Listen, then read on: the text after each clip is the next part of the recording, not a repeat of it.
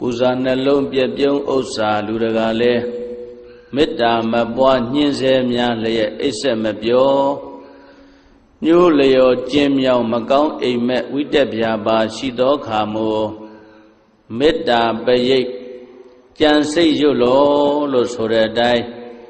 လူနတ်ပုဂ္ဂိုလ်ချစ်ကြည်ညိုစေရန်မေတ္တာသုတ်တံကိုရွတ်ဖတ်ပူဇော်ပါမယ်ယတန္တုဘာဝတောယက္ခနေဝတသင်္တိပိသနံယမိစေဝါနုယောဇံတော်ရတ္တိတိဝမတ္တန္တိတောဒုက္ခံသုပတိသုတ်သောသပါပံကေစီနပတတိဧဝမာတိကုဏုပေတံပရိတံဓမ္မနာမဟေကရဏီယမထာကုသလေနယန္တတန္တံပဒံပိသမစ္ဆ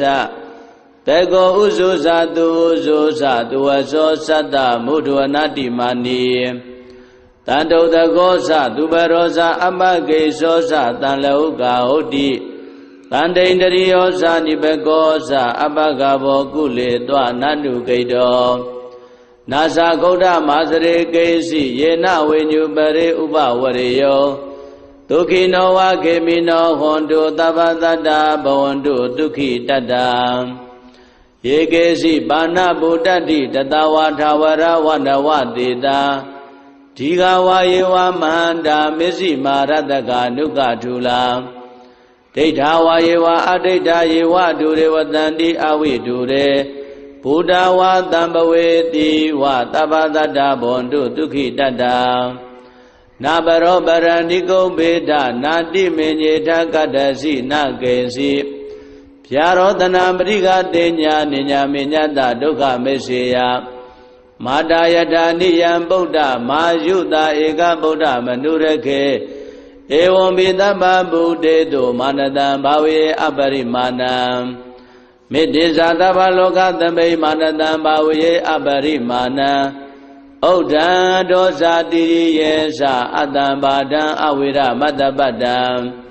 ဒိဋ္ဌံဇရဏိသိနောဝတယာနောယဝတ္တသဝိဒမေတောဧတံတတေအဒိဋ္ဌေယဗြမမေတံဝိဟာရမိရမဟော